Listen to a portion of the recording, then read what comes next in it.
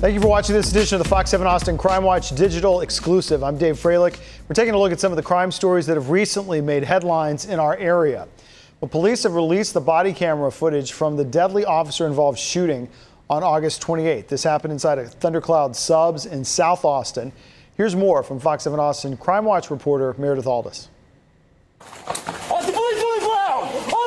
Fernando Martinez, now in a sling, is being deemed a hero. He's the one in this video tackling the man with the gun as officers barged into the restaurant. I struggle to think of an officer hit or you more seriously injured during that, but you did a fantastic job, so I want to thank you for your heroic efforts. Austin Police Chief Lisa Davis says the Major Crime Suppression Unit was conducting an undercover operation at the time to arrest Raymond Howard. They knew that he had a gun. They knew that he was dangerous. They knew that he was a methamphetamine user. They knew that he had a traffic pursuit the day earlier. And he had a motorcycle that was right outside the door on the sidewalk there, which I don't think you could see it in the video. Was he going to get on that, and what would that look like? So I think him being at the door, near the front of the door, knowing that there was one person inside the store, they felt it was best to take him into custody right there. Chief Davis says Howard had a criminal history of burglary and possession. And early last month, Howard broke into several homes, burglarized them, even stole a gun. Then, the day before the shooting, he broke into a home with a gun while the homeowner was there. The next day, officers found him at the Thundercloud Subs on West Slaughter Lane. They tell him, Austin Police, get on the ground. He immediately goes back toward Mr. Martinez. He drops his phone, this is his phone here, pulls the gun from his back right side of his waistband. So Mr. Martinez takes him into a hold and does a takedown of him. Again, at this point, he's pulled that gun right by him. And you could hear the first firearm that goes off is the shot that came from his gun. Howard was shot and killed. Martinez was shot in the shoulder and is recovering. Everyone involved in this incident, as mentioned earlier, acted swiftly, and that allowed me to be home safely. Thank you for your overall support. It's very much appreciated during this time. It's given me the strength to move forward. Meredith Aldis, Fox 7 Austin News.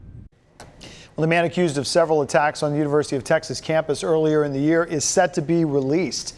Ayman Labidi was arrested several times back in April for unprovoked attacks. After his arrest, a court-ordered psychiatrist deemed him incompetent to stand trial. Labidi's conditions for his release include wearing a GPS monitor, staying at least 200 feet away from any University of Texas system campus, and participating in the Community Competency Restoration Program. Campus safety group Safe Horns is advising students to not approach him, and if he's seen on or near campus, to call 911. Investigators are trying to figure out who supplied the drugs that caused a mass overdose at a 6th Street bar on September 2nd. One person died, several others were poisoned. Here's more from Fox 7 Austin's Rudy Koski. Paramedics and Austin police arrived at the Buckshot Bar on 6th Street around 3 o'clock Tuesday morning. An employee called 911 after several people collapsed from a mass drug overdose. In a statement sent to Fox 7 from APD, officers administered Narcan on 5 individuals. 4 were transported to a local hospital where 1 was pronounced deceased. It's nightlife down here in Austin, you know, it's so it doesn't really surprise me. Stephen Tucker has lived on the streets of Austin, and he knows how dangerous it can be. It kind of surprises me that there would be 5 overdoses in one place at one time. That's very surprising, because when we had that, what was it, the spice epidemic or whatever a couple of years ago, and we had all that fentanyl overdoses with crack cocaine and stuff, that was real. That hit home, because like I said, I'm a recovered addict, and that one of those people could have been me, you know, if I'd have still been doing drugs. Fox 7 was told that agents with TABC are trying to determine if anyone with the bar was involved in the incident by reviewing security camera video. They're also interviewing staff. APD homicide detectives have also interviewed witnesses and are awaiting lab tests to identify the type of drug that caused the mass overdose. According to the most recent data from Austin Public Health, in 2024, paramedics were called to a little more than 1,100 overdose cases. Between January and July of this year, there were almost 500 cases. The Buckshot case comes as a warning is being issued about a synthetic opioid called Netazine. Drug dealers are switching to it in response to the crackdown on fentanyl. Netazine is more powerful than fentanyl and at times can be resistant to Narcan. Tuesday morning, Gray McAllister from League City appeared in a Fox News report and spoke about how one pill laced with Netazine killed her son last month.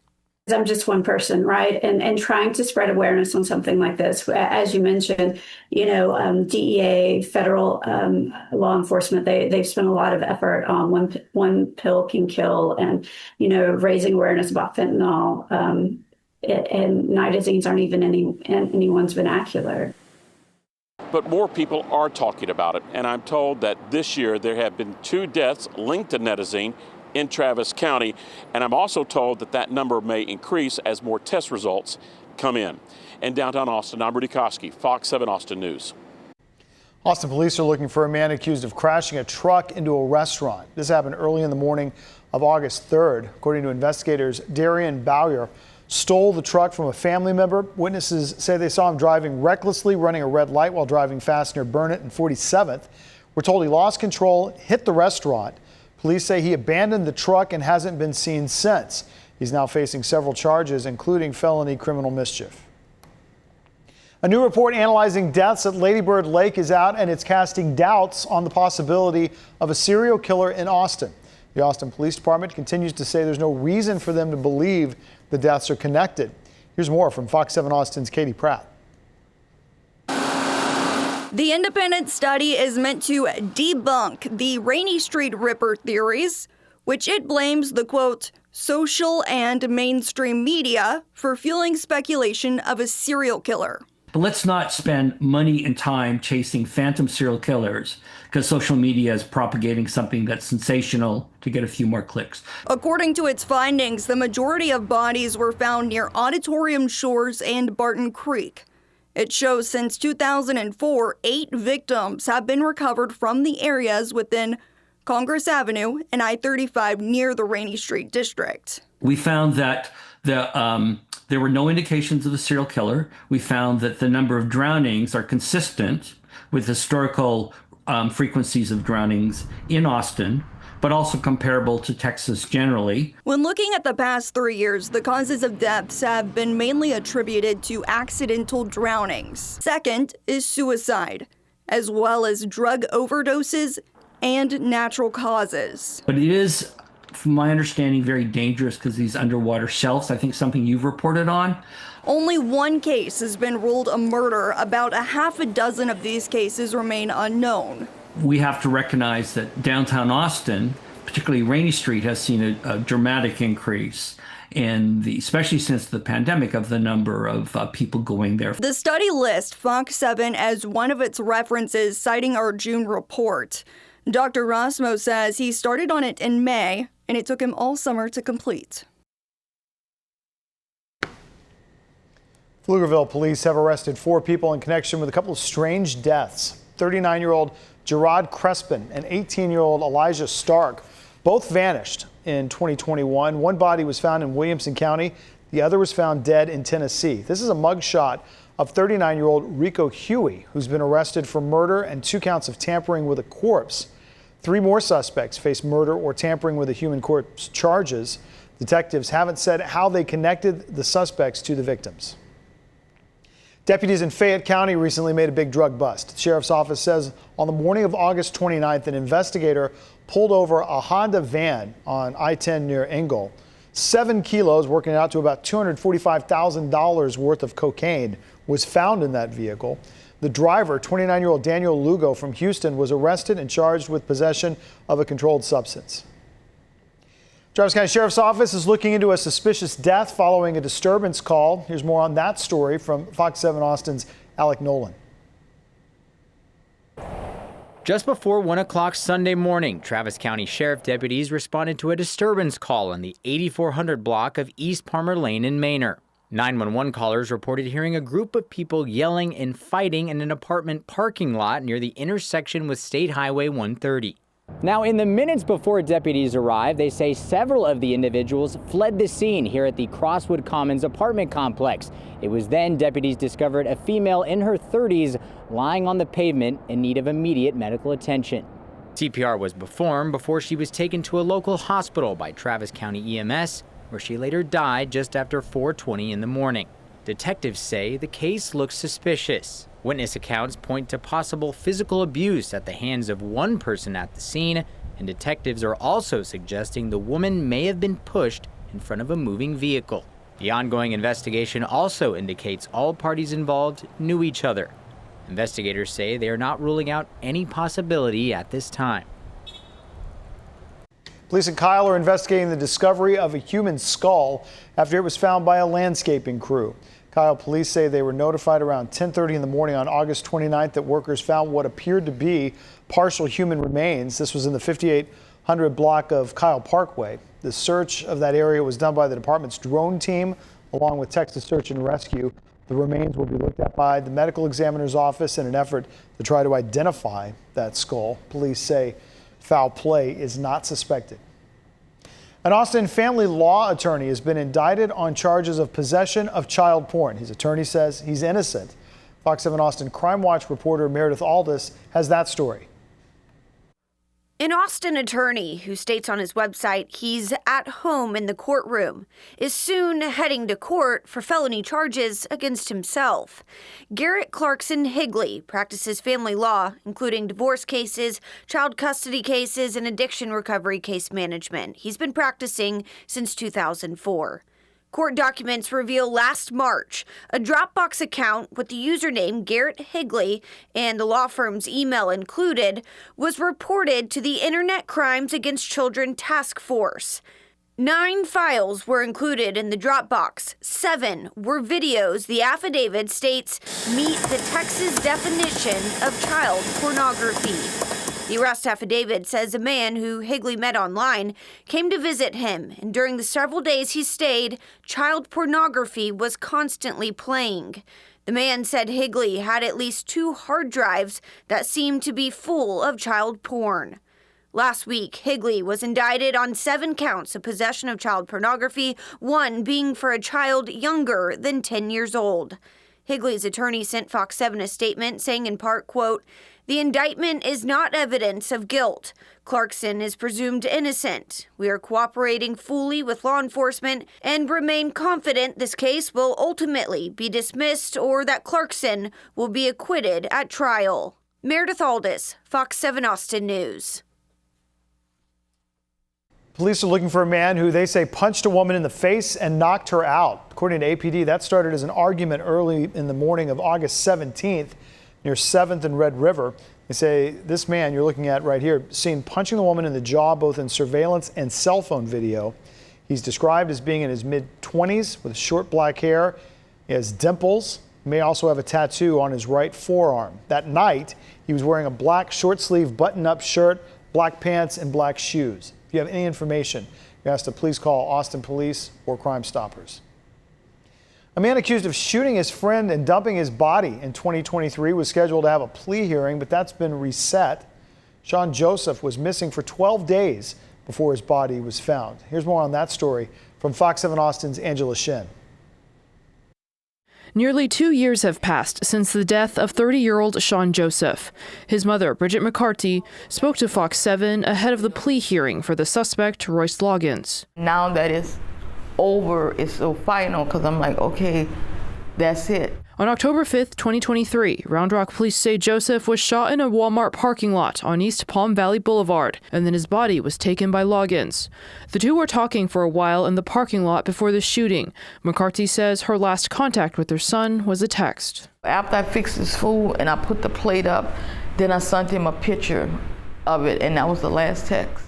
After 12 days of searching, Joseph was found on October 17th in Milam County. When they did find him, I couldn't even recognize him. It was eerie. It was something, it was eerie. It was like the buzzards, and they had dead animals. Joseph and Loggins knew each other. They were longtime friends. The arrest affidavit says they had a falling out, but were trying to work things out. This boy sit at my table. I fed him, you know. I done his hair. He lived with Sean. And all I kept saying was, what type of hate? What type of hate, you know? To just throw him out there like that. McCarthy says her son was always helping her, his siblings and his kids. She says he had a lot of fun with the family. He was a clown. Like he was that uncle that everybody wanted to be around. Now there's an emptiness. For a year, I wasn't me. When I look in the mirror, I don't even know who I am. I didn't plan my life past this. My only thing was to get to this. That's it. I don't see my future anymore. She thinks the suspect should have a harsher sentence. I think he should have got life without parole. Since he could eventually get out. Even 40 years, I still don't have my son. Angela Shen, Fox 7 Austin News. Williamson County District Attorney's Office is cracking down on human trafficking and child exploitation. DA's office has entered a multi-year partnership with the Human Trafficking Institute. District Attorney Sean Dick says this partnership will give prosecutors and law enforcement the tools to ensure traffickers are held accountable. It'll help enhance its capacity to identify victims, conduct effective investigations, and bring traffickers to justice. The partnership will bring more training for these type of cases and provide more resources to improve case outcomes. Suspect in a drunk driving case from June still hasn't been arrested. An Austin man died in the wreck, and as his family deals with the loss, they're searching for justice. Fox 7 Austin's Angela Shen has that story. 34-year-old Stanley Chun was a husband, father, son, and brother. On June 14th, the day after Father's Day, his life was cut short. He and his wife Maria, their son Harper, and Stanley's parents were driving home from dinner on RM 2769, a winding road near Lake Travis. They were hit head-on by a drunk driver. Maria, Harper, and Stanley's father had minor injuries. His mother had broken limbs, which she is still recovering from. Stanley was killed on impact. Maria's sister and father spoke to Fox 7 from Pennsylvania. He had so much of his life still ahead of him. It was just, how's this possible? You know, you hear about these things happening every day, but they happen to other people. Now it's happening to us. Stanley was a CEO. His family runs a Spring Hill Suites on 183. Now his parents and Maria are trying to run the hotel. He loved golfing, spending time with his family and work. Those are things that we'll never get to do again. He also was a pretty serious guy, but he did have a witty sense of humor, and we'll definitely miss that about him. Harper now has to grow up without a father. Stanley won't be there for birthdays, holidays, or Harper's first day of preschool. All those milestones that should be happy occasions, they're all going to have like a little cloud over it because Stanley isn't here and he deserves to be part of these events. This was all caused by an irresponsible person who chose to drink and drive that night. The suspect, Jonathan Medellin Hopper, who's from Houston, has warrants for intoxication manslaughter and intoxication assault. DPS says the troopers smelled alcohol on him after the crash. They had to take him to the hospital for injuries, and he was taken out of custody for medical care. DPS got arrest warrants, but he still hasn't been found. Troopers say they continue to make efforts to find him. Jonathan, if he's watching this, we would like him to do the right thing and turn himself in. Every day, Stanley's family still drives past the scene of the crash, grappling with the hole in their lives and pushing for justice. We all know nothing is going to bring Stanley back, but to hold the person that took his life responsible, that's what we're seeking. Angela Shen, Fox 7 Austin News.